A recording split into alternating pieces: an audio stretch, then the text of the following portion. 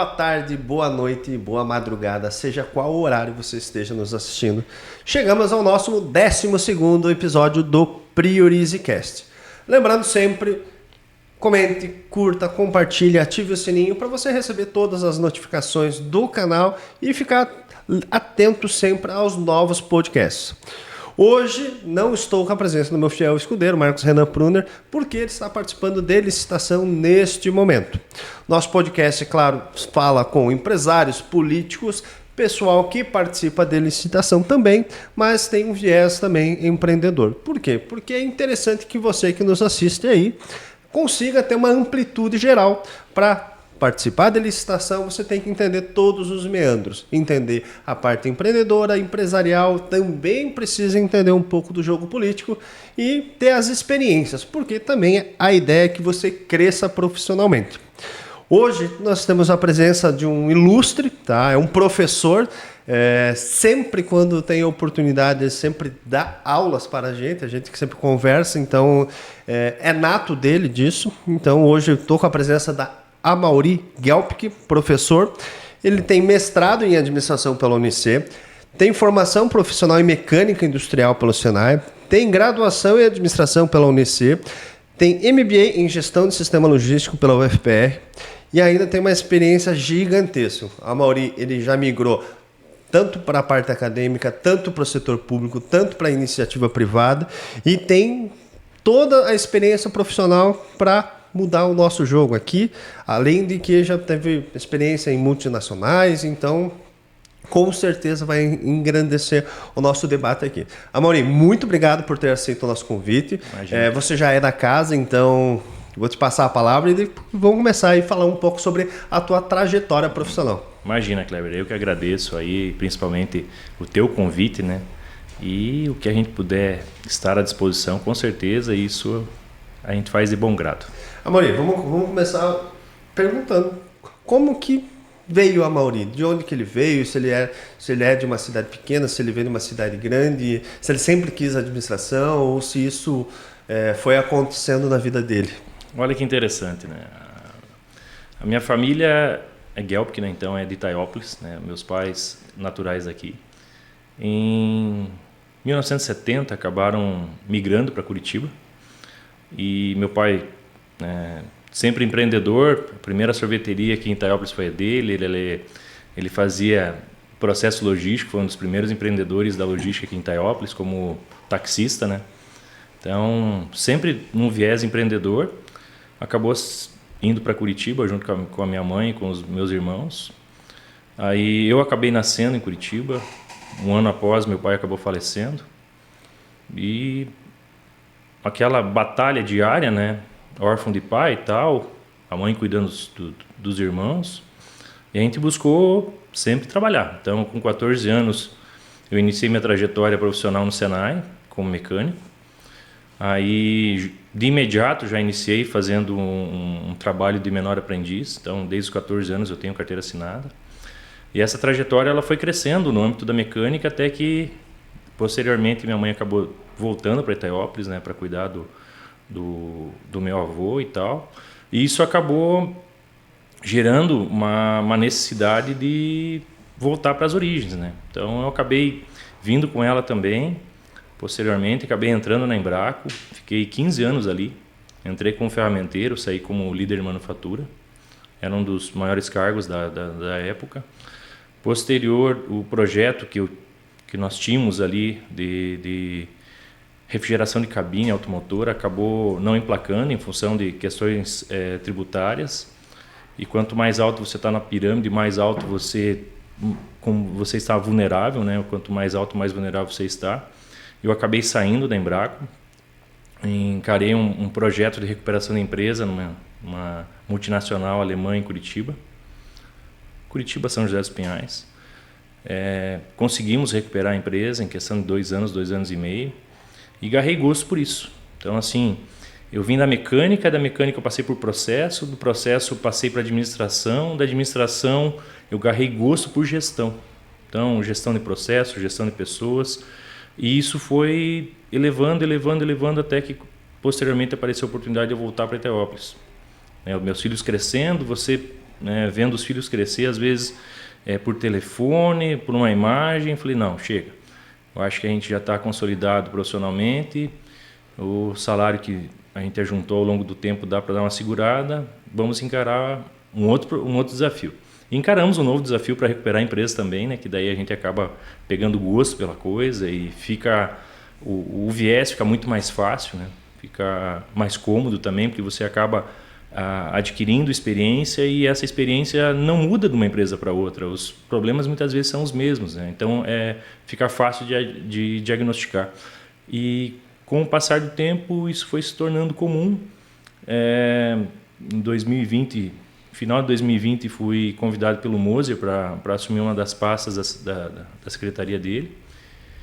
Acabei saindo da empresa, vindo para cá. Depois de 3 anos, entendi que para ser político, né, para estar na política, necessita de alguns temperos e de algumas habilidades que até então eu preciso desenvolver.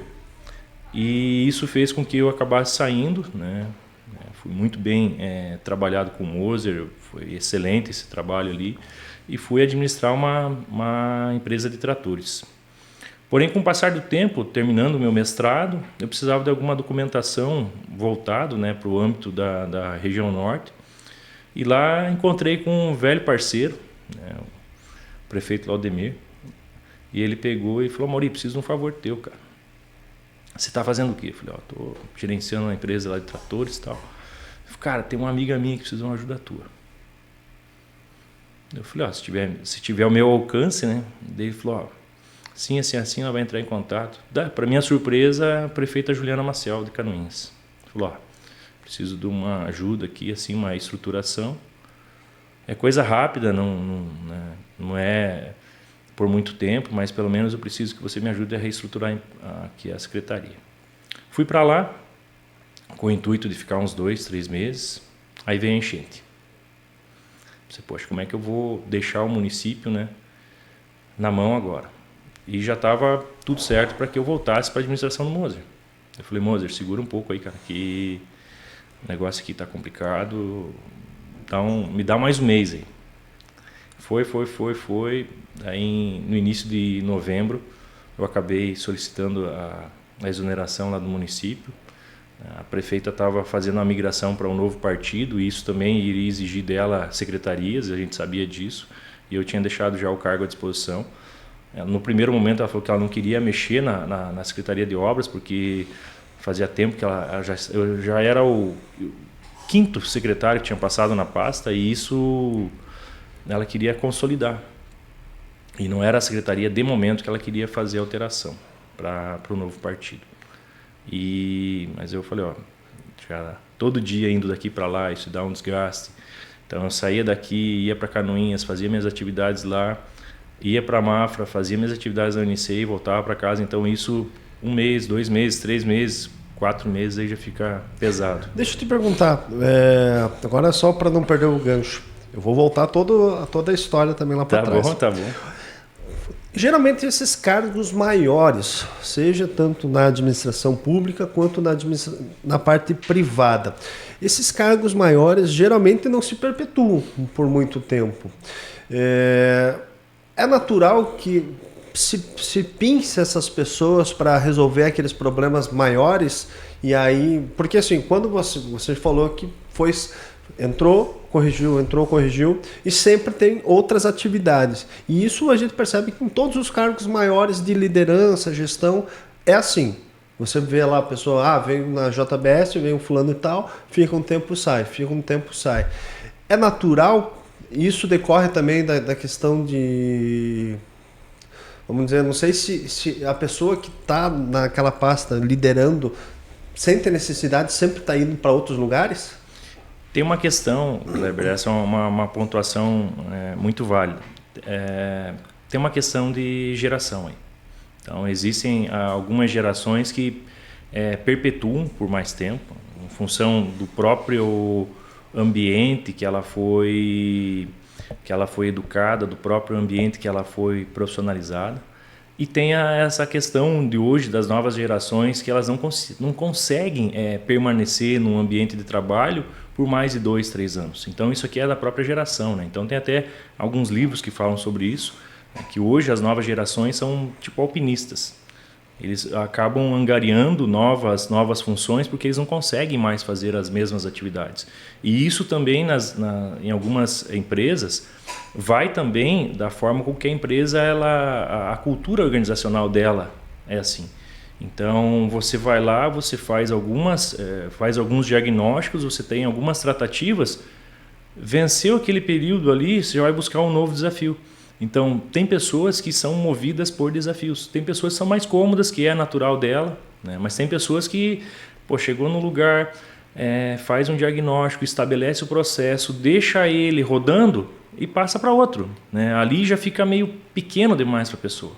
Veja que interessante, você falou da questão de alpinista, cada um vai, cansa e isso aí tem uma matéria, se eu não me engano, no jornal, agora não lembro qual efetivamente era o canal de comunicação. E ele fala que as pessoas, de fato, hoje não se sentem mais com medo de arriscar.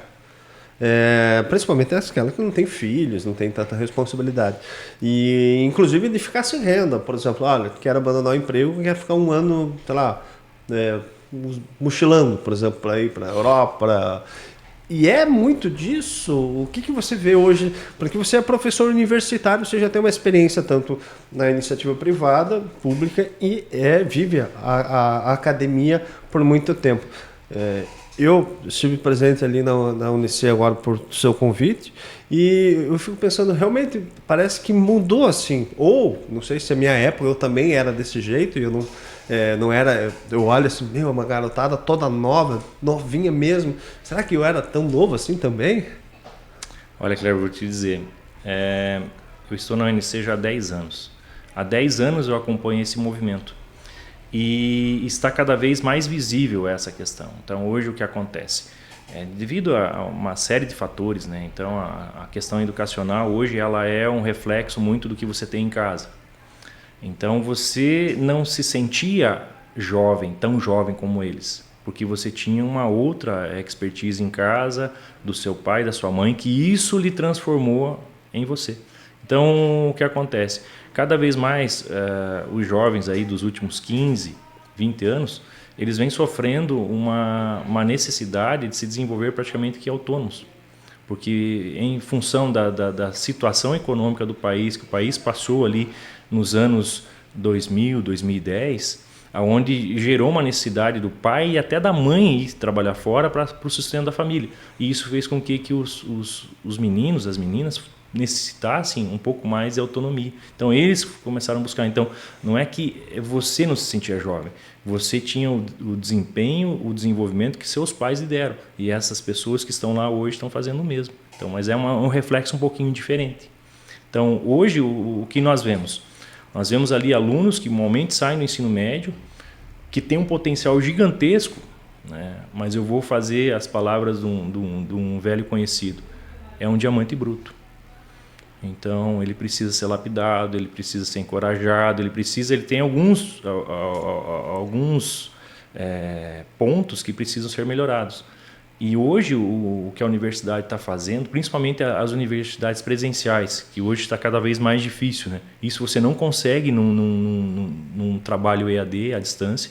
Então hoje as universidades presenciais eles estão lapidando esse jovem, eles estão encorajando esse jovem. Então esse laboratório que você participou é justamente para isso, é para encorajar, é para mostrar para o jovem que ele é capaz, que ele tem capacidade, que ele está sendo instruído e que lá na frente ele vai vencer. E a questão do EAD, você acha que vai decair um estudo ou não? Eu volto na questão econômica. Hoje você tem várias universidades aí, eu não julgo o EAD, eu não julgo de forma alguma, porque isso é uma tendência natural. Hoje o MEC ele acaba direcionando até 40% das disciplinas em EAD, não se foge mais disso, isso aqui hoje é uma realidade, não tem como fugir disso, mas eu digo assim, 100% é complicado. Você sabe que eu vi agora que a OAB comemorou que foi barrado a questão do curso de Direito para EAD. E aí eu fiz a reflexão até com outros colegas. O curso de Direito talvez seria um dos únicos que poderia, uma boa parte, ser EAD. porque a matéria é densa, a não ser, claro, os estágios, tá? Mas eu não sei também como que funcionam os estágios no Brasil todo, né? O estágio profissional. Eu sei que hoje poderia ser melhor os estágios, né? Então, talvez fazendo aí em escritório de advocacia, talvez você esteja mais voltado àquela aptidão técnica. Tanto você poderia ter as transições, né? Porque hoje a gente foca muito na advocacia, mas teria que ter também a possibilidade de você estagiar com um juiz, um promotor, você ter pelo menos essas vertentes. Você acha que se fosse EAD, poderia ser acelerado o processo? Porque assim, a gente fica 5 anos. Às vezes eu me pergunto, por que eu vou ficar 5 anos, se for presencial, óbvio, né, por uma questão de limitação. Mas hoje o jovem acelera tanto as coisas, você consegue ter informação tão rápida. No EAD, será que não seria mais possível finalizar os cursos antes ou não? Eu creio que sim, Kleber. Não só no EAD, eu acho que até no presencial, né? Aproveitando a tua fala, né? E dizendo assim, o teu ponto de vista está claro. Hoje nós ouvimos áudio na velocidade 1,5, 2, né? Dependendo da situação, né? E até às vezes, dependendo da situação que você vai ouvir um áudio, até é pouco, né? Em função do que está se passando. Agora, eu volto na geração. A geração hoje é uma geração prodígio. É uma geração que ela tem muita informação. Hoje, eu digo para você, o desafio maior em sala de aula é você estar atualizado com as informações para encarar os alunos. Porque os alunos hoje, eles chegam para a sala de aula munidos de muita informação. Então, eles têm muita informação e isso faz com que a dinâmica da aula ela se transforme. Então, hoje o que acontece? Em função da curricularização, principalmente da internacionalização que nós estamos vivendo, não seria possível se você só tivesse a prática presencial. Então, hoje você consegue fazer o intercâmbio com outras universidades fora do país, né, do outro lado do mundo, em tempo real, e aquela informação ela é passada assim, a toque de caixa, e você vive essa questão digital, essa questão de aceleração.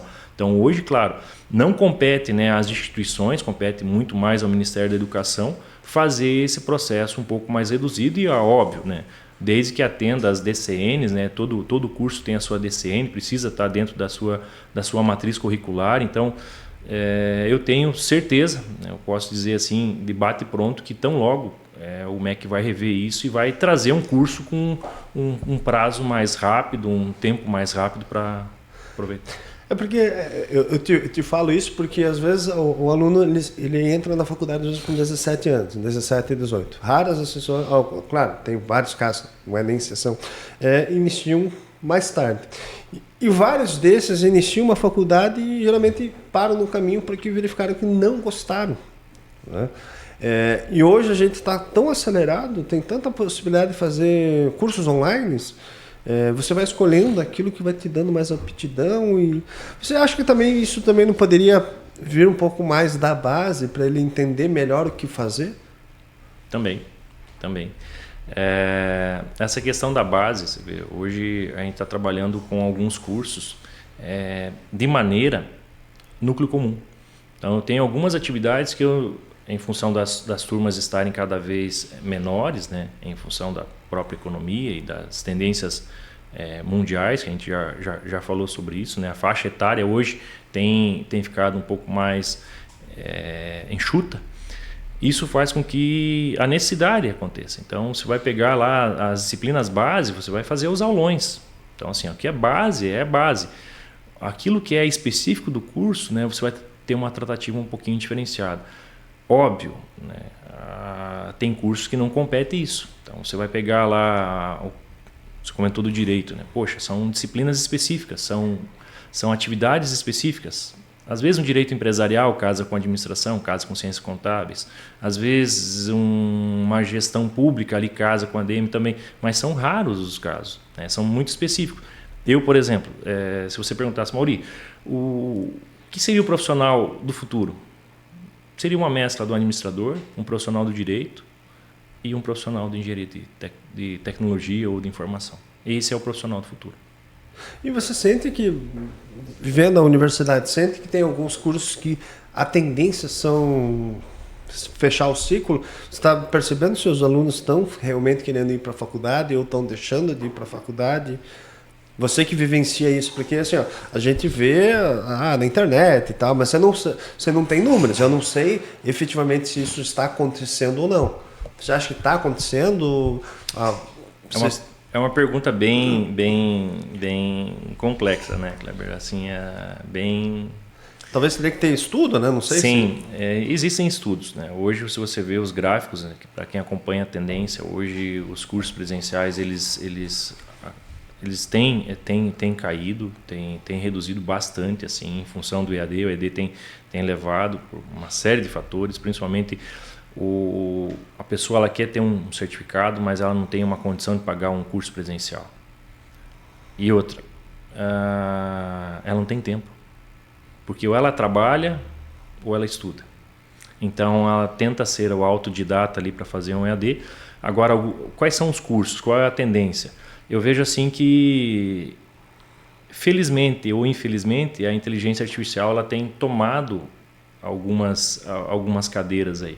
Então a inteligência artificial ela tem vindo somar e reduzir às vezes alguns espaços dentro do processo natural de profissionalização. E isso faz com que algumas disciplinas percam o interesse. Não que deixe de existir, mas vão perdendo o interesse. Uma engenharia de software acaba absorvendo atividades de outras bases na formulação de banco de dados, na formulação de processos, de sistemas. Então, isso acaba ficando um pouco mais limitado. Então, a tomada de decisão hoje, enquanto eu sempre falo com meus alunos, e isso você vai pegar alunos de primeira a oitava fase. Se você perguntar para eles qual a função deles ainda, como acadêmicos ou quanto profissionais, eles estão na gestão enquanto a inteligência artificial não fizer isso por eles. A partir do momento que a inteligência artificial fazer a compra, fazer a venda, tomar a decisão, consertar processos, a hora que acontecer isso, nós também saímos fora do mercado. Ou a gente entra na mesma linha, ou você está fora do mercado. Eu tenho refletido bastante sobre isso. E eu vejo, por exemplo, na área do direito. Talvez, assim, eu não sei como que vai ser, mas a ideia é que você talvez acelere alguns processos e também te possibilite a fazer outras coisas. Eu fico pensando na minha área. E eu sempre...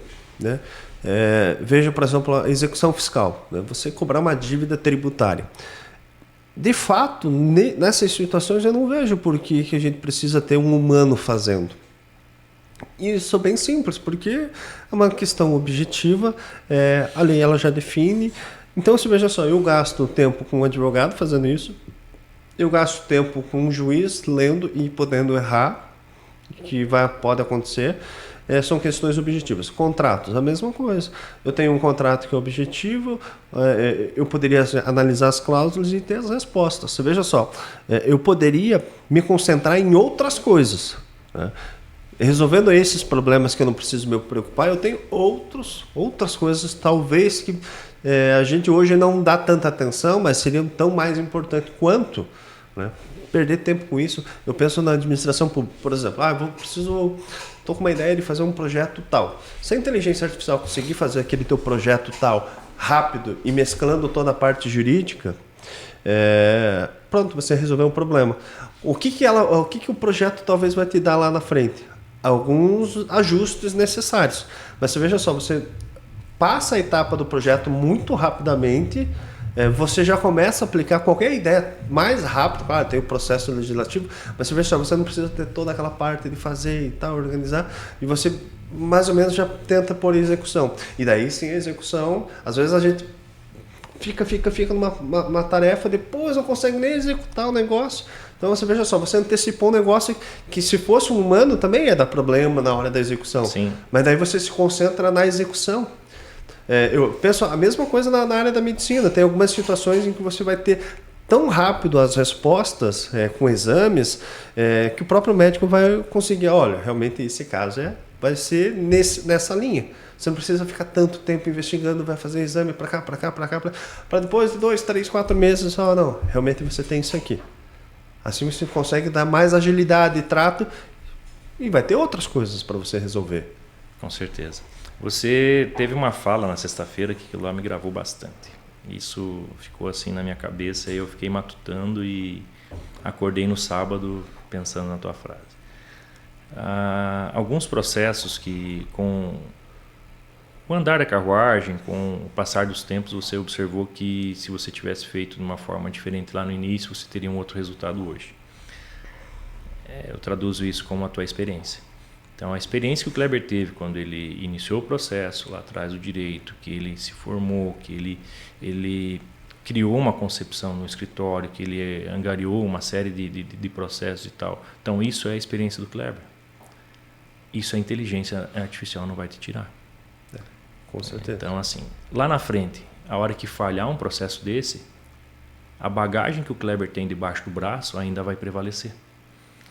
Nós sabemos que muitos já se passaram e dizem que vão ter um apagão, que teremos um apagão, que teremos um apagão, que teremos um apagão. Nós não sabemos esse apagão. Como vai ser, quando vai ser, o que vai acontecer. Aqueles que não têm experiência, aqueles que viveram só no mundo, né, tecnológico, pode ser que não consigam seguir adiante. Não vamos dizer que a gente vai voltar na Idade da Pedra. A gente vai voltar na época dos dinossauros. Mas aquele que não tiver experiência, que não tiver vivido isso, não vai conseguir prevalecer e não vai vencer lá na frente. Então, assim, o mix disso, né, é importantíssimo. Depois você chegou e falou que com o passar do tempo, você adquiriu experiência, adquiriu conhecimento e hoje você é uma outra pessoa que você faz a tua atividade, mas você já está pensando em outras, porque você vê, se você ficar em cima daquelas, você não gera riqueza, você não tem o aumento do teu capital. E isso é muito importante, porque você começa a perceber que a balança, né, você está fazendo uma balança da tua vida, que a tendência às vezes é colocar um pouco lá, colocar um pouco aqui, e não fixar apenas você não coloca os ovos apenas em um único ninho. Então você está começando a angariar, começando a abrir espaço para outras situações.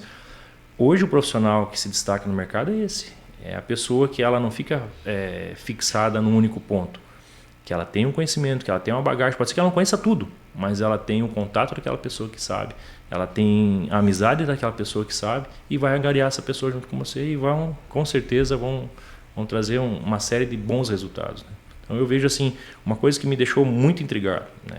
A tua fala me deixou assim, me fez pensar, me fez rever alguns conceitos, com certeza, e isso, né, para mim tem mudado nos últimos 2 dias. Hein? É uma honra, na verdade, se isso realmente aconteceu, mas o Mauri tem muito mais bagagem aí do que com certeza eu tenho. Quando você trabalhou, por exemplo, numa Embraco, 15 anos, iniciando lá na atividade, né, você falou que galgou todos os passos lá dentro. O que é mais complicado dentro de uma empresa grande? Você seguir aquilo que praticamente já vem definido ou você se destacar? Assim, Kleber, não só a gente vê assim a questão de se destacar. A concorrência ela ocorre em todos os níveis, de todas as hierarquias, em todos os ambientes. Seja ele privado, político, você vai ter a concorrência. A pessoa que ela tem interesse, né, tá no sangue dela, que ela quer crescer, que ela quer evoluir. Eu não diria nem o fato de destacar, mas tem aquele jargão, né, que diz: se você não é visto, né, às vezes fazer o básico bem feito. Fazer o básico bem feito. Então, assim, eu tive no meu processo profissional, eu tive que reduzir, eu tive que sair do processo que eu estava, baixar meu nível operacional, baixar meu nível profissional, para seguir um outro caminho, para que daí eu pudesse alcançar o topo. Por quê? No meio do caminho eu encontrei profissionais que faziam a minha gestão, que só levavam o meu processo, o meu projeto para frente, se eles tivessem a assinatura junto. Ou seja, eu só permito que você cresça se você me levar junto. E isso acabou causando a desistência de um cargo que eu tinha para ir para um cargo inferior, para daí galgar a minha relação profissional, a minha trajetória profissional em uma outra área da empresa, para chegar a ter o sucesso que eu tive. É mais difícil subir na iniciativa privada ou é mais fácil, por exemplo, no público você ter talvez uma possibilidade maior? Questão pública, eu não fui público de carreira, né? Eu fui público por aceitação, por convite. O público de carreira eu acho que é mais complicado, em questão dos processos, de passar nos processos, isso de a efetivação de você. Né? Então eu acho que é um pouquinho mais complicado. Mas é óbvio, você dentro do ambiente público, por mais que você tenha um cargo de analista, um cargo um pouco mais baixo, desde que você se destaque, você vai com certeza no primeiro, no segundo escalão, com certeza. Eu te pergunto mais agora, né, no viés, por exemplo, você, atividade privada, público, você efetivamente fez também com excelência. Por que a administração contrata tanto depois assessorias? Porque, por exemplo, hoje você já teria aptidão total para fazer assessorias para poder público e aí com empresa. Qual é, você olha assim a administração, por que tem que ter essas contratações? A administração hoje não consegue ser autossuficiente? Tem uma questão do pessimismo, tem uma questão do otimismo e tem uma questão que é você quebrar um pouco aquela hegemonia que dizia assim, ó, meu avô fez assim, meu pai fez assim, eu vou fazer assim. A administração pública tem muito disso. As pessoas que muitas vezes você tem uma rotatividade a cada 4 anos, quando acontece, e você tem uma oxigenação a cada 4 anos. Mas os processos, eles permanecem estáveis por um bom tempo. Até que você consiga trocá-los, consiga movê-los, você ainda vem de uma raiz constante. Então, por isso que muitas vezes você não consegue ter uma evolução em 4 anos. Às vezes você precisa de 8 anos para você conhecer, entender e mudar, né? Que é o processo normal da trajetória de mudança. Essa tua fala, tem bastante gente que acaba defendendo que 4 anos, muita gente defende que a reeleição seria um péssimo costume, né, da nossa, vamos dizer, da nossa democracia. Você acha que seria mais interessante maior tempo para o administrador, 6, 8 anos, e tirando a reeleição, para você conseguir, de fato, colocar os processos em andamento? Eu acho que é tudo uma opção. É uma opção. Não vou dizer para você de bate pronto que seria, não cheguei a fazer um teste assim, não evoluí com nenhuma pesquisa, mas é uma opção. Porque você entra numa carreira pública, até você entender do processo, até você se estabilizar no processo, isso lá já vão mais de 1 ano. Até você começar a mexer, a conseguir fazer algumas mudanças necessárias, né, isso leva um certo tempo. Poderia ser feito de bate pronto? Poderia, mas nós não podemos esquecer que dentro do processo nós temos pessoas que têm estabilidade. E o não você vai receber do primeiro até o último dia. Então, assim, eu passei por várias situações dentro do ambiente público que dentro do ambiente privado eu não teria. Né? Na primeira rejeição, no primeiro momento que um funcionário chega para você e fala assim, não vou fazer. Não, mas você paga por isso? Não, mas eu não vou fazer. Então, não foi uma, nem duas, nem 3, foram várias. No ambiente privado, o que acontece? O cidadão chega para você, você é o gestor dele e você pede ali para ele fazer uma atividade e ele fala, não vou fazer. Amanhã depois esse cidadão está na rua. No ambiente público, isso é um pouquinho mais... você vai ter que fazer uma sindicância e essa sindicância, os parceiros deles vão ter que assinar por ele. Então, é uma questão muito mais complicada. Dá para fazer? Dá. Eu fiz. Existem meios de fazer isso. Então, inicialmente o que você faz? Você muda o foco. No final das contas, você fica corrigindo problemas que não vão te dar solução nenhuma. E fora que você gasta tempo, dinheiro público e o que você de fato quer. Por isso que eu te falo, quando possibilitar o processo de inteligência ser mais rápido, por exemplo, no poder público, quanta coisa talvez a gente elimine. Sim. Porque quanta ideia talvez você tinha na tua cabeça, tentou colocar no papel e não conseguiu executar. Por isso, né? Como você falou, às vezes não dá tempo. Não dá tempo. Se você for olhar assim, o quanto Itaiopolis cresceu nos últimos anos. Daí você pega, não vou comparar com Jaraguá, porque Jaraguá é um outro ambiente, Mas lá é tudo informatizado, lá você tem condições de identificar números, você tomar uma decisão com base rápida. Então, hoje o que acontece na empresa privada é que difere de alguns serviços públicos, né? Tem outras prefeituras que possuem indicadores e isso você começa a trabalhar de forma bem mais rápida e a tomada de decisão é mais rápida também. Nós temos, dentro do processo público, uma questão de morosidade. Isso não é na esfera municipal, é na esfera estadual e é na esfera federal também. Então, essa questão da morosidade, da demora de chegar, então, leva o gestor público a ter uma demora um pouco maior na tomada de decisão. Você teve participação em 2 administrações de municípios diferentes, cargos parecidos, praticamente as mesmas dificuldades? Não diria as mesmas, porque o ambiente de Canoinhas é um ambiente estava um pouco mais evoluído em relação a sistemas. Então, algumas tratativas já estavam acontecendo da Lei 14.133 e isso favoreceu bastante. Por outro lado, gerou um desafio um pouco maior, porque cheguei lá desconhecendo um pouco desse processo e quando tomei ciência de como era, de como que funcionava, né? Então, a primeira coisa é botar a máquina para rodar. Então, diferente das 2 secretarias, tanto aqui quanto lá, os desafios praticamente foram iguais. Fazer a máquina pública rodar. Como que você faz a máquina pública rodar? Tem várias maneiras. Você pode colocar 10 pessoas lá, as 10 pessoas vão ter um trato diferente, vão ter um tato diferente, vão ter resultados diferentes também. Pode ser que algumas tenham alguns resultados semelhantes, mas a maioria vai ter um resultado. Então, tudo vai depender da condição que você tem, do engajamento que você tem, da venda do projeto que você tem. Então, às vezes, o que é? Um projeto excelente, mas você não consegue vender. Você não sabe vender o projeto, né? Então, tem muito disso. Às vezes, você é um excelente profissional, você faz muito bem e você não sabe vender. Deixa eu te perguntar, você falou 2 vezes em ambas as situações sistemas. Tá? Toda administração pública ela tem sistema, opera, organiza a sua documentação por sistemas. Sistema bom é sistema alimentado ou sistema que de fato tem mais tecnologia? Porque às vezes a gente procura muita coisa e às vezes o sistema bom é aquele que está alimentado. Olha, é uma pergunta bem taxativa que faz pensar. O que é um sistema bom? Vamos voltar para um carro. Vamos pegar um carro.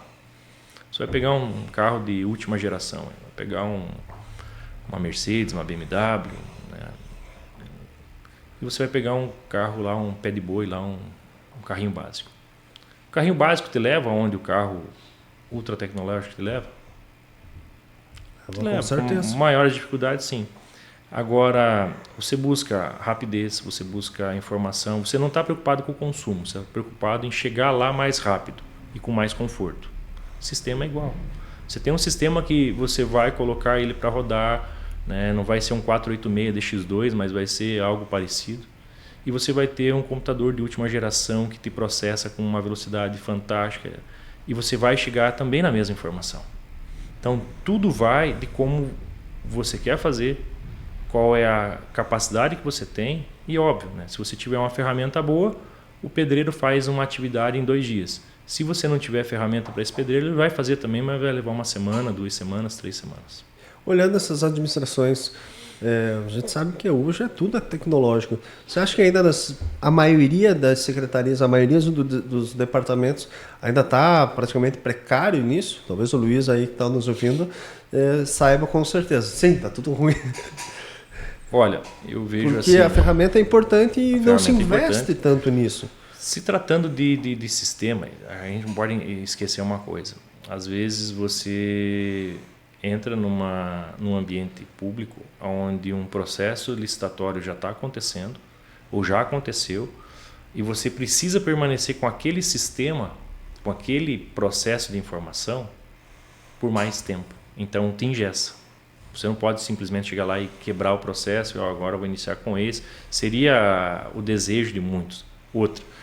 Quando eu falo de sistema, eu falo de conhecimento, eu falo de treinamento.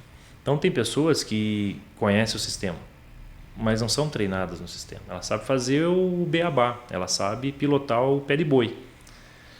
Mas o sistema pode se tornar uma Ferrari, o sistema pode se transformar num Porsche. mas eu preciso de um piloto que saiba pilotar um Porsche, que saiba pilotar uma Ferrari também.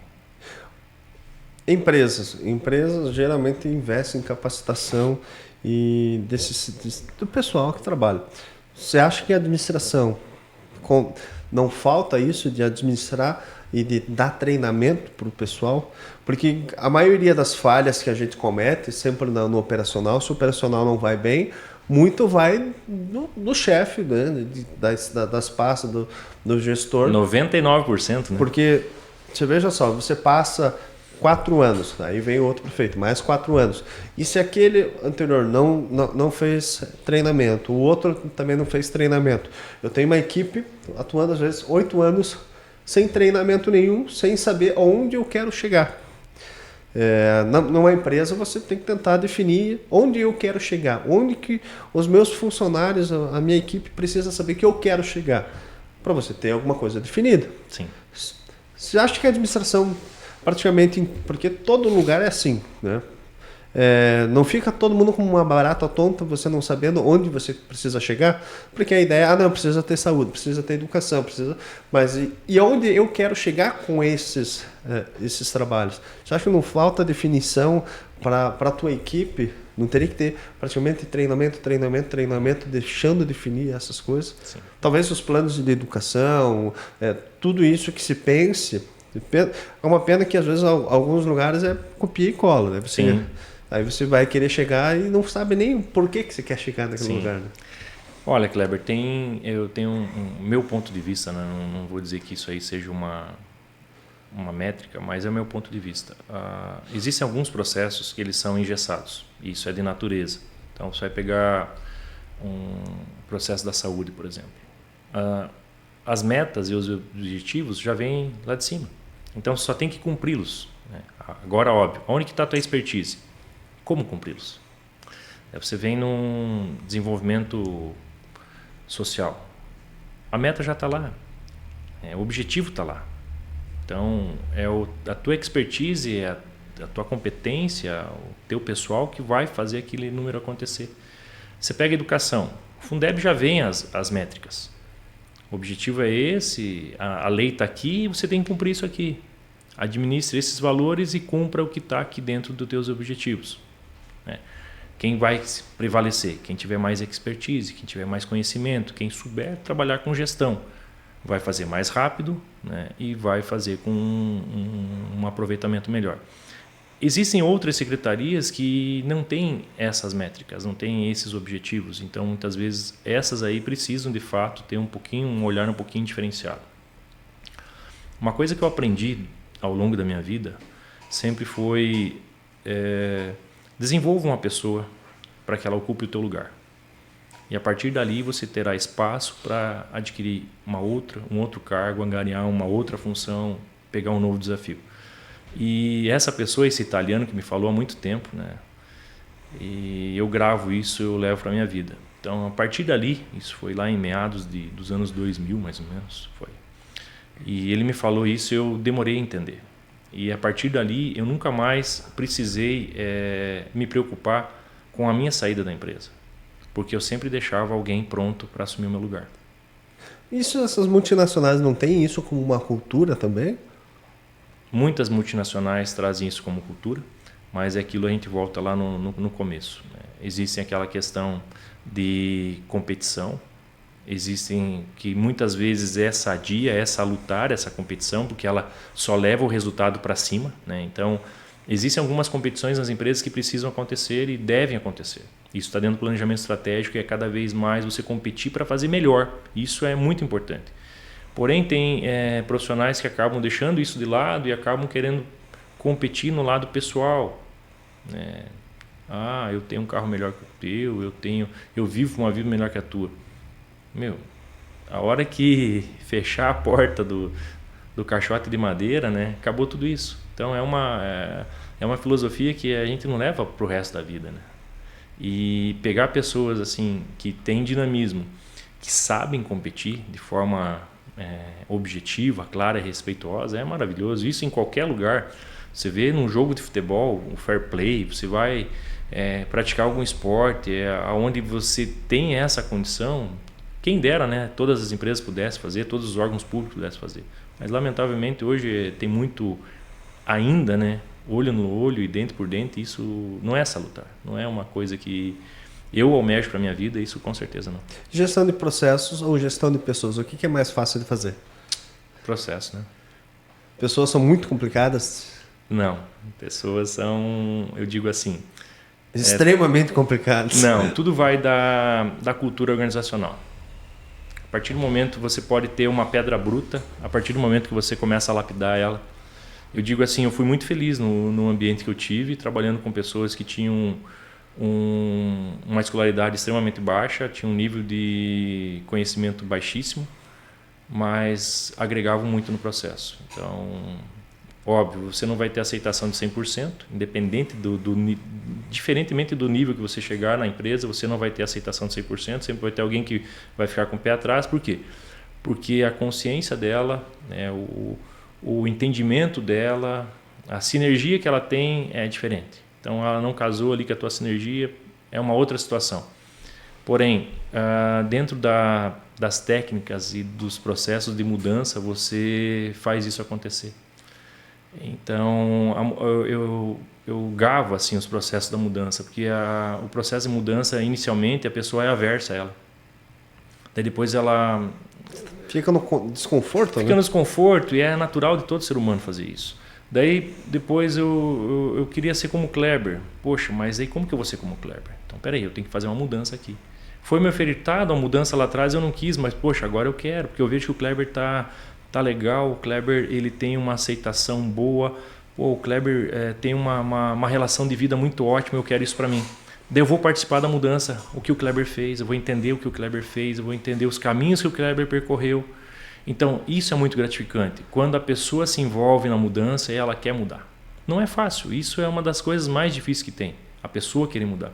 A partir do momento que ela acredita, que ela vê o resultado, que ela começa a identificar, poxa, vale muito a pena, é gratificante.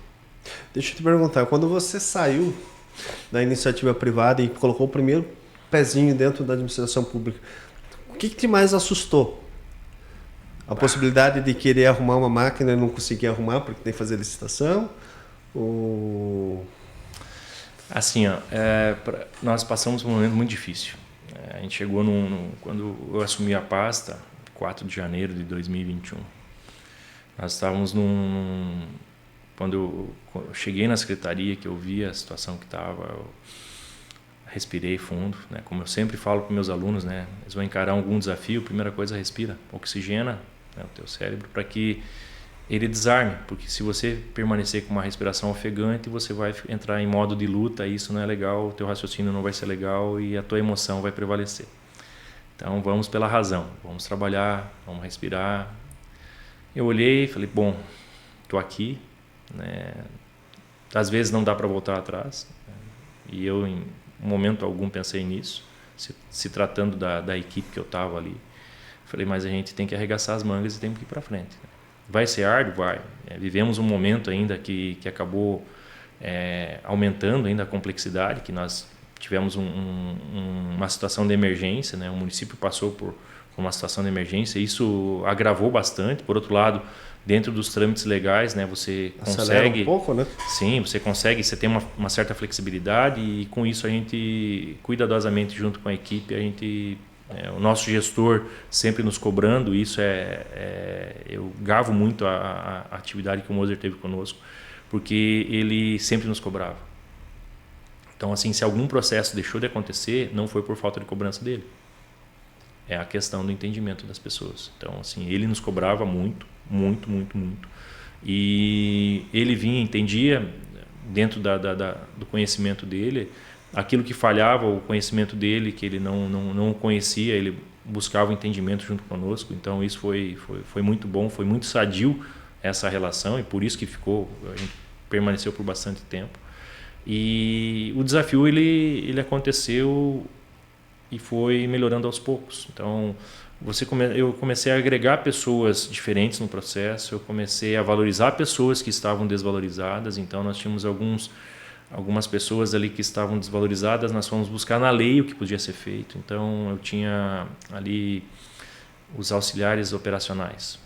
Poxa, tinha uma cláusula lá dentro do processo da lei que permitia que ele operasse máquinas de pequena, média e grande complexidade desde que supervisionasse. Falei, ótimo, tá aqui meu operador de máquina. Né? Colocamos lá, treinamos, bem que você comentou, treinamos, deixamos a pessoa capacitada e hoje eu posso dizer que é uma das principais chaves hoje que nós temos no processo de obras ali, é algumas pessoas que tiveram essa oportunidade. Outras pessoas que se diziam competentes ao extremo não eram tão competentes assim, era muito mais propaganda do que atividade, né? Então a gente acabou tirando de lado, deixando de lado. Então dentro do ambiente público, por ter essa segurança, eu tenho uma segurança no meu emprego. Isso complica muito, ele deixa o processo mais complexo, mas não deixa o processo impossível. Você passou por 2 secretarias, 2 municípios diferentes. Você, olhando a questão de máquinas pesadas, valeria mais a pena terceirizar isso? Ou vale a pena ainda você ter as suas máquinas para você ter mais flexibilidade? O que tu olha assim? Vamos pensar assim, ó. É um município pequeno que não tem capacidade de aquisição. Ele vai optar por locação. Um município grande que tem capacidade para aquisição, tem que colocar na balança. Porque hoje você, dependendo da situação, você consegue locar. Você, às vezes, em função de você ter uma carga salarial carregada, você está menos competitivo do que a iniciativa privada. E isso faz muitas vezes que vale a pena você trazer a terceirização. Para municípios que efetivamente queiram fazer isso, o ideal é fazer um estudo técnico para fazer um levantamento. Um estudo técnico, né? É fácil de fazer algo assim? Eu não vou dizer para você que é fácil, ele não é impossível. Né? Ele leva um tempinho. Eu inicialmente fiz vários estudos técnicos.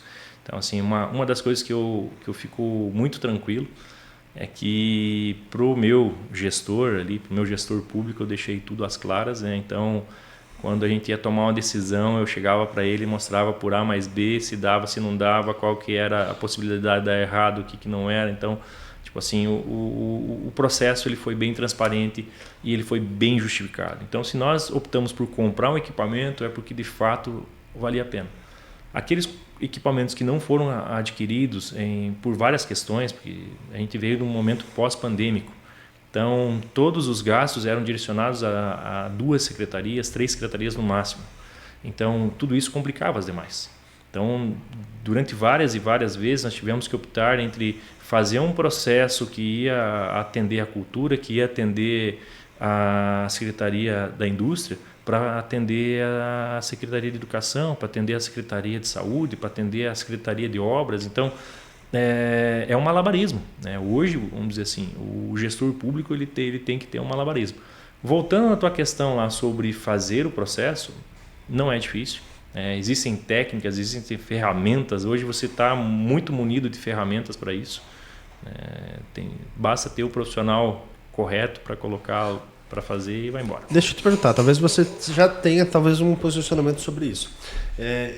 Há algum tempo a gente fez uma entrevista com o prefeito Mas e ele mencionou que Mafra tinha 2 secretarias, uma de obras e outra fazendo urbanismo. Desenvolvimento urbano. E ele fala o seguinte, ele tem uma opinião bem formada dizendo que isso não vale a pena. Ele falou, a Secretaria de Obras engloba tudo. Por quê? Urbanismo e desenvolvimento tem que fazer urbanismo em desenvolvimento e não ficar com obras. Tem opinião formada sobre isso? Acho que deveria ser uma única coisa? Olha só, eu vivi isso.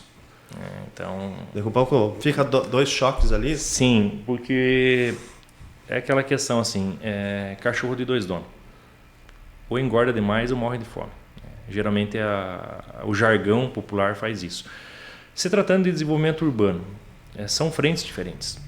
A Secretaria de Obras é o básico, ou seja, te dar o básico.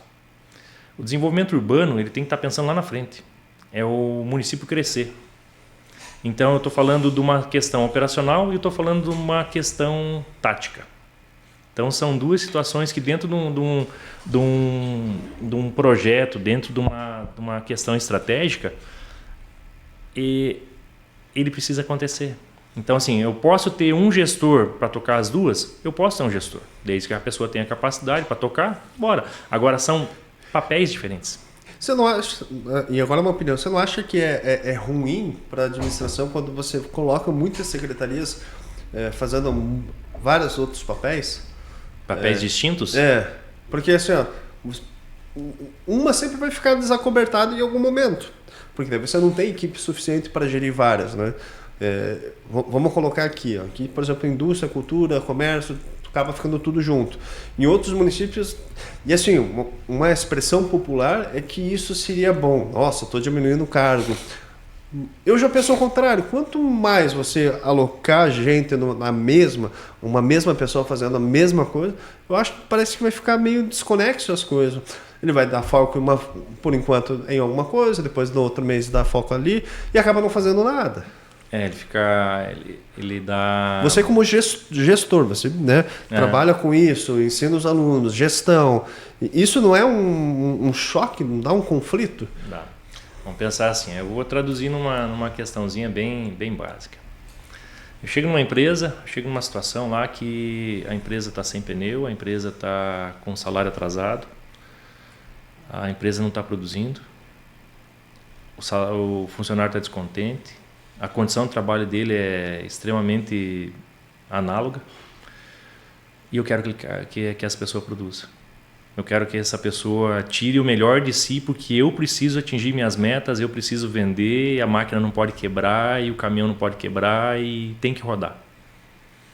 Então, quando isso acontece, eu tenho vários fatores que estão culminando para o negócio dar errado. Aonde que eu tenho que atuar primeiro? Qual que é o diagnóstico que eu vou ter? O que eu preciso fazer? Eu preciso rodar o caminhão, eu preciso rodar a máquina, eu preciso pagar o salário, então você entra em choque. A gestão pública nada mais é do que um processo eterno disso. Porque eternamente você vai ter um valor, você vai ter uma receita pequena e você vai ter muito para atender. E o detalhe é o seguinte, o munícipe, ele sempre quer mais, ele sempre quer o melhor.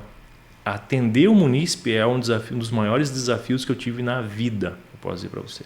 Não tem a sua dor e você um conflito geral. Um conflito geral. A lei não pode. A lei não pode. Você vivenciou isso comigo durante um bom tempo lá. A lei às vezes acaba nos engessando, a lei às vezes acaba nos direcionando e a lei às vezes acaba nos ajudando. Então, assim, a partir do momento que você cria um ambiente, que você consiga aplicar o dinheiro de forma correta, de forma justa, que atenda a todos, por isso que a gente chama de política, né? Política não é direcionamento, política é atender a todos. Você vai conseguir atender todo mundo bem? Não, você vai atender de uma forma um pouco mais regular.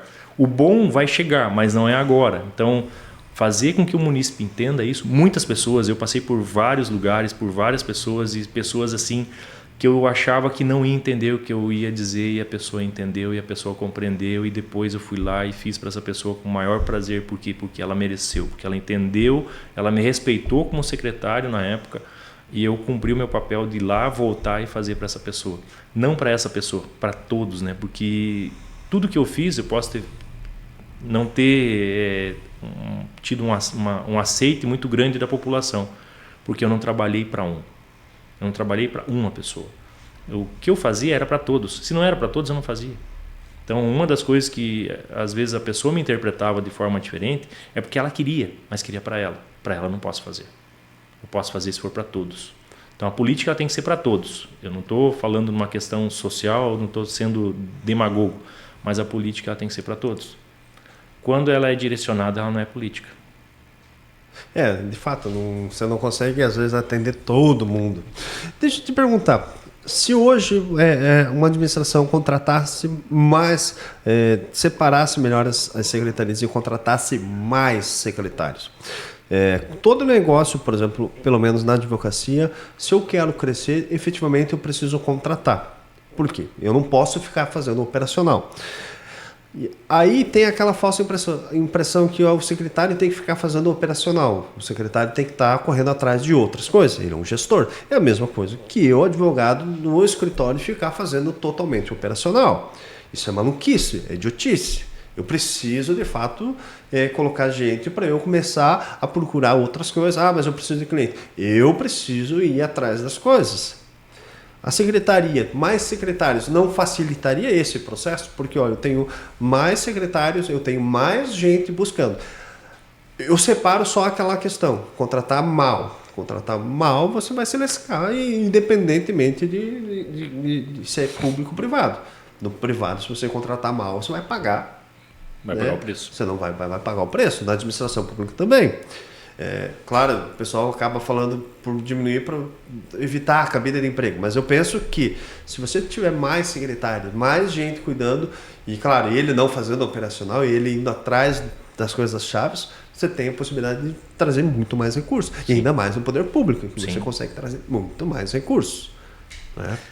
Assim, Kleber, eu corroboro com a tua colocação. Eu acho que você tendo mais pessoas disseminando o trabalho, ele te ajuda. Agora, de nada adianta você ter um número maior de pessoas espalhadas. Então, essas pessoas ela tem que estar coesa, o processo tem que estar coeso.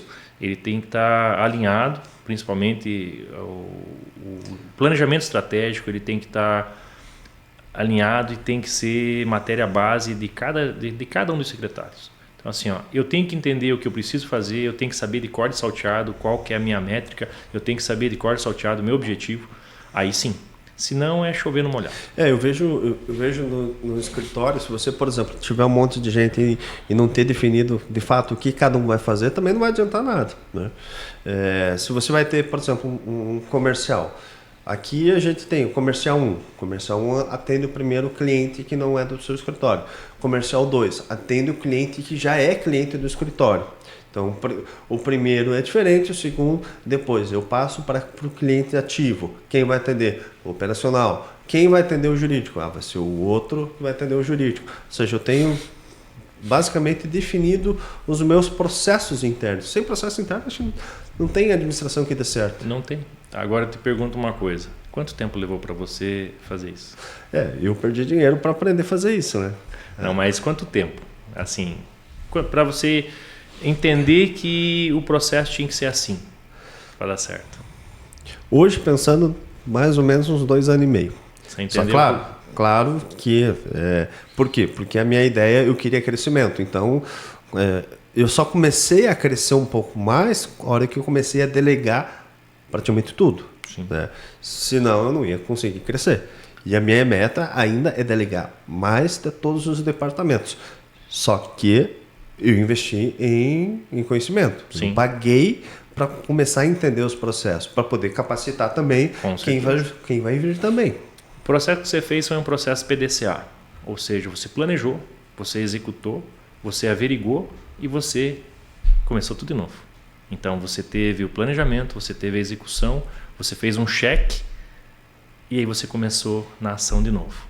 Então, esse processo é que eu te digo que na gestão pública acaba tendo outros atravantes, né? Outras coisas que acaba segurando, que são as leis e diretrizes, são as leis, são os processos, são muitas vezes a implicância do legislativo, são a implicância com o judiciário, são algumas questões que às vezes foge da esfera, né?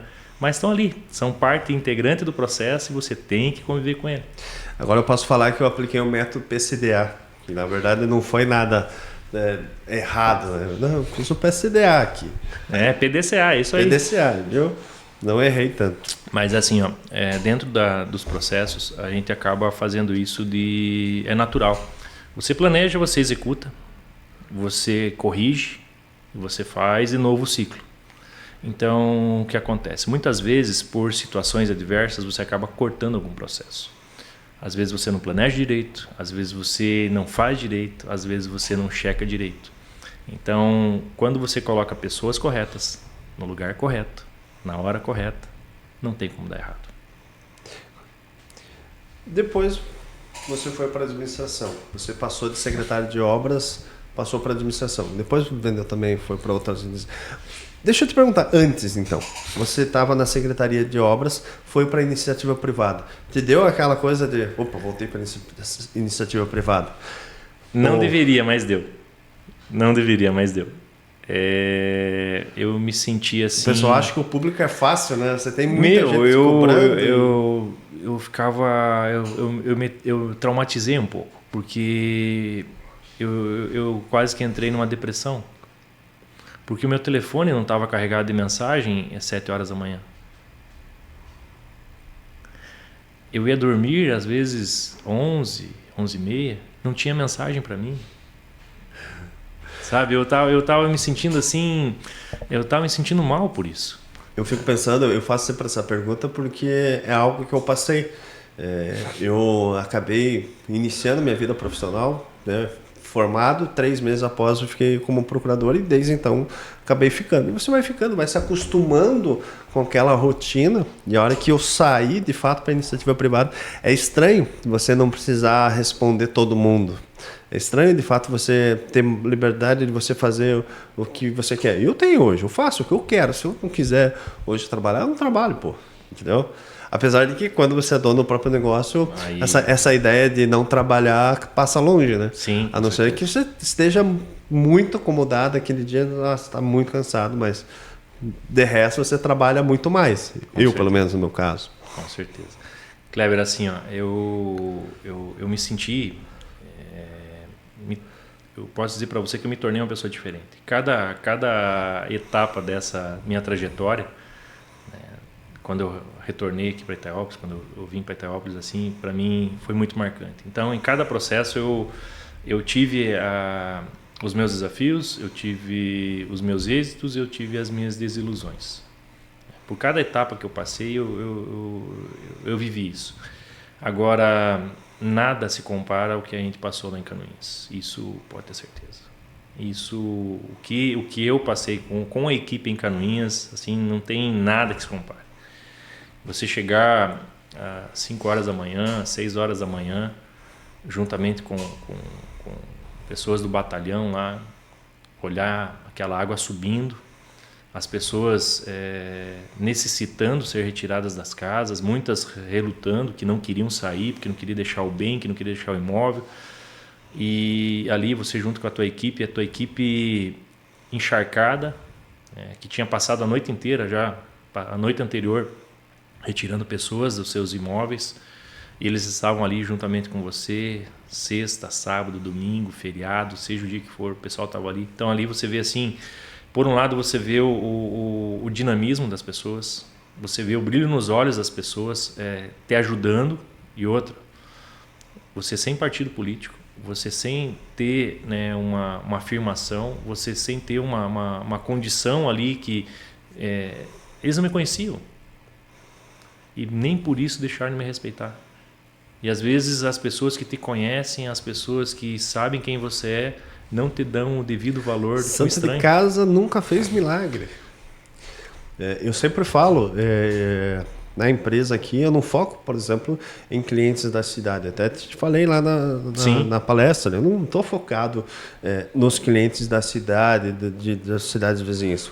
Até porque santo de casa não faz milagre. Mas aí é interessante, eu faço milagre para 3 estados diferentes. E se você for pensar, eu tenho mais clientes na minha cidade ou fora? Eu tenho mais clientes fora da minha cidade. Com certeza. Então, para eles eu faço milagre, entende? E é tudo questão de mentalidade. E se você for ver que a possibilidade de você ter clientes no Brasil todo é muito maior que o digital. Então, é isso. Para algumas pessoas você vai fazer milagre. Para outras você não vai fazer milagre. Com certeza. E tá tudo certo. E assim, Kleber, você tem um diferencial muito grande, cara. Eu te admiro, assim, porque eu fiquei chateado com você quando você tirou algumas pessoas chaves do processo. Né? Tem que, inclusive, estar participando do nosso querido Renan aí. O Renan, ele cara, pra mim, eu já falei isso aí várias vezes pra ele, já falei isso aí pra mãe dele, já falei isso pro pai dele, cara, eu não me canso de falar. O cara é um profissional de mão cheia. O cara olha, eu tivesse uma empresa, esse cara, eu faria igual você fez. Traz ele para o processo. Né? Então ele estava afastado. Quando eu voltei para a secretaria, eu identifiquei que ele não estava ali. Eu falei, cadê o Renan? Cara, não importa o que aconteceu com ele, não importa qual foi o motivo, qual foi a razão, se teve o que foi. Cheguei para o prefeito e falei, prefeito, eu quero o Renan na minha equipe. Esse cara é um cara-chave. Da mesma forma com que todos os secretários que o Moser tinha naquele momento ali, que eram chave, né? A evolução, a trajetória do Luiz Watzkowski, então, que também você trouxe para cá, então... Tá aí gravando, Luiz. Cara, eu tenho assim, pelo jeito, o nosso santo, ele tá se conversando, né? Porque as pessoas que eu identifico como pessoas chaves, você está trazendo para o teu escritório. O Luiz vai ser a pessoa-chave que Itaiópolis vai dar a voz, né? Então, assim, eu não, né, não sou demagogo, não preciso... tudo que eu falo porque eu penso, porque eu sinto e não tenho vergonha nenhuma de dizer isso, né? Então, você teve a audácia, a coragem e a percepção de trazer pessoas que são foco, que fazem a diferença, que são potenciais e que com certeza vão te trazer resultados extraordinários. Já estamos, pena que ainda não acabou o pregão, senão a gente ia saber agora se o Renan venceu mais uma licitação, porque já venceu algumas. Já. E assim, qual o diferencial da iniciativa pública? É ter pessoas certas, ter pessoas que se dedicam, pessoas que... Cara, o Renan, o processo da 8666 para 14133 já estava correndo há mais de ano. Eu posso dizer assim, que com esse cara nós fizemos o processo acontecer em 45 dias. E vale ressaltar, o Renan é um cargo comissionado, então a administração precisa de cargos comissionados porque às vezes é a única alternativa de você trazer pessoas chaves. Oxigena. Então assim, eu não tiro o mérito da pessoa que ela é efetiva, não tiro. Mas eu acho que existe sim uma necessidade de dar uma oxigenada. Existe sim a necessidade de ter empatia, né? Porque a pessoa que está ali, por mais que ela seja comissionada, mas ela tem conhecimento, ela tem habilidade. Se não tem, põe fora. Se não tem, põe fora. Então é uma sacada que o gestor público precisa entender. Se não tem conhecimento, não tem habilidade, não sabe tratar as pessoas, põe fora. Não vai prestar. O efetivo é a mesma coisa. Se o efetivo não está te dando resultado, põe ele do lado. Porque não sei o que, põe do lado. Eu uma vez ouvi falar de um secretário, mas era de gestões anteriores, e aí me perguntaram se o fulano e tal trabalha. Eu falei, olha, eu não sei, eu não sou da secretaria. Aí um dia eu perguntei pro secretário, por que o cara... Cara, eu não ponho ele porque senão ele vai atrapalhar a equipe. Falei, meu chapéu. E o cara tava quase se aposentando e ele, assim, ele ainda teve a hombridade. Falou, olha, eu não quero abrir processo administrativo, eu quero que ele se aposente. Já estava mais de idade e tal, e, enfim. Mas estava lá em casa. Sim. Para não atrapalhar a equipe. Isso aí acontece. Isso aí acontece em todas as esferas. Hoje eu vi eu gosto assim de alimentar o meu público, né? Eu tenho algumas pessoas que me seguem ali, então eu sempre gosto de trazer alguma coisa nova para essas pessoas, né? Então, alguma motivação, alguma pílulazinha assim que dê um entusiasmo. Esses dias eu vi assim, não pare. Não pare, não desista. Porque você não imagina a quantidade de pessoas que espelham em você. Caraca! E é verdade, né? Tem algumas pessoas que eu tenho como mentores, assim, que se essas pessoas pararem, a diferença que vai fazer na minha vida, né? Que eu vejo elas, eu quero ser como elas, né? E daí a gente fica pensando assim, poxa, será que tem alguém que quer ser com a gente? Né? E tem muita gente que vai.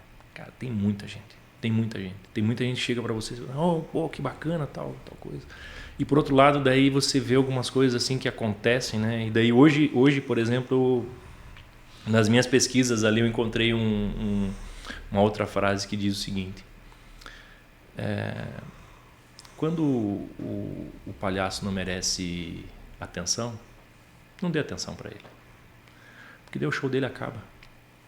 Às vezes você tem vários palhaços ao seu redor e você às vezes fica dando atenção para aqueles que não merecem atenção, que eles querem só ibope, eles querem só chamar a atenção. E efetivamente eles não estão fazendo nada. E direcionamento, né? Encontre pessoas que de fato merecem atenção, que merecem teu respeito, que merecem a tua dedicação e merecem seu tempo. Isso é verdade. Chegamos quase ao nosso final. Eu quero te perguntar o seguinte: você foi secretário de administração, você sente o cargo de secretário de administração como braço direito do prefeito? Ou você vê a secretaria praticamente iguais todas as demais? Olha, eu vejo assim, a Secretaria de Administração tempo que eu tive ali, né? Eu acabei não ficando muito tempo, mas eu vejo assim que é crucial. A Secretaria de Administração, ela tem um cunho, ela tem um cunho tanto quanto do prefeito.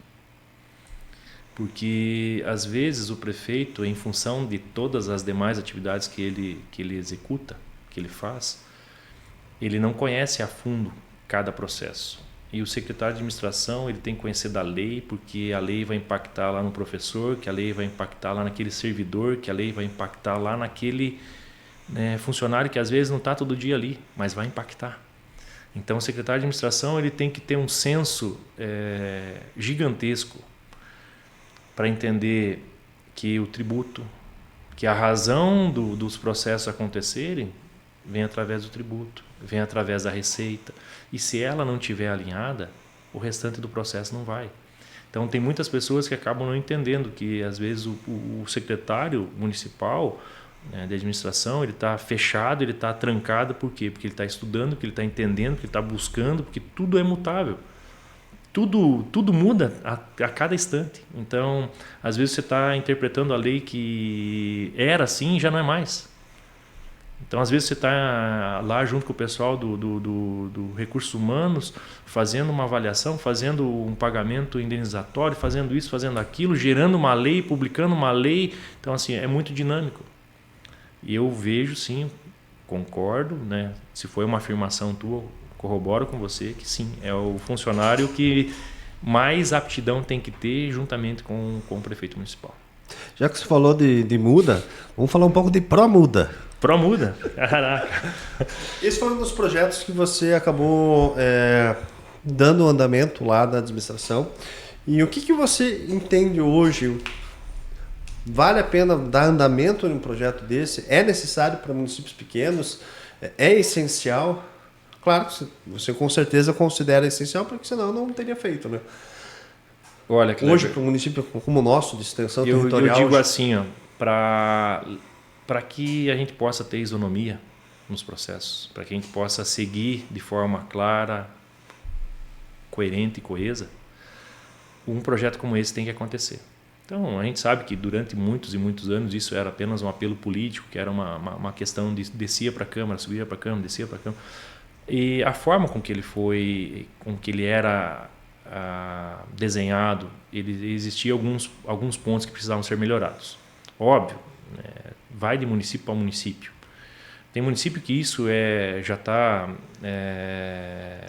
dentro do processo há muitos anos, isso já faz parte enraizado, já faz parte da cultura do município. Poxa, você promover uma condição de melhoria nas pequenas propriedades é maravilhoso. Só para o pessoal que está nos assistindo, o Promuda, na verdade, é um facilitador para você utilizar da máquina pública dentro das propriedades rurais. Dentro das propriedades rurais. E, assim, foi uma das últimas atividades que eu fiz, até que o meu antecessor, né, o Wilson Marciniak, assumisse o meu posto. Mais uma pessoa que eu tirei da base. Então, assim, o prefeito, Mauri, quem que vai... Cara, o Wilson está desenhado, cara. O Wilson está pronto. Ele tem conhecimento muito mais amplo do que eu e ele está na nossa secretaria. É só substituir. O Edson de Anjos, a mesma coisa. Quando fui ser substituído em obras, quem que vai? O Edson está pronto. Você não precisa inventar a roda está pronta, né? E felizmente o Wilson, ele foi na minha transição ali, quando juntamente, né, com a equipe, ele fazia parte da equipe, ele ajudou a calcular, ele ajudou a dimensionar, ele trouxe todas as informações ali do bloco de notas, né? Então, tudo isso ele ajudou a fomentar. Então, nós idealizamos isso em conjunto e fez com que hoje o munícipe, aquele pequeno agricultor, né, ele tenha condições de ter uma carguinha de pedra, legalmente dentro da sua propriedade. Ele tem algumas horas de máquina legalmente, né?